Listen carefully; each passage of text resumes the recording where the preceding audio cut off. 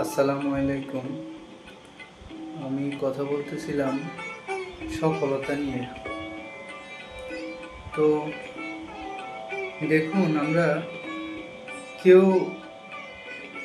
মধ্যবিত্ত যারা আছি, মধ্যবিত্ত নিম্নবিত্তই বলতে পারেন। যারা আছি এরা সফলতার গল্প শুনতে ভালো লাগে। সফল হই, সফল হবে, সফল হচ্ছে, এগুলা। একেকজন মনে করে একেকজন অন্যজন সফল।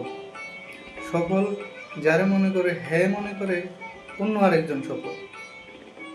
এভাবে হয়ে আসছে। আসলে জায়গাটা ঠিক মানে কি বলবো, এটা রানওয়ের মতো। শুরু করতে হয় যে কোনো কিছু একবারে জিরো, আমার কিছুই নাই,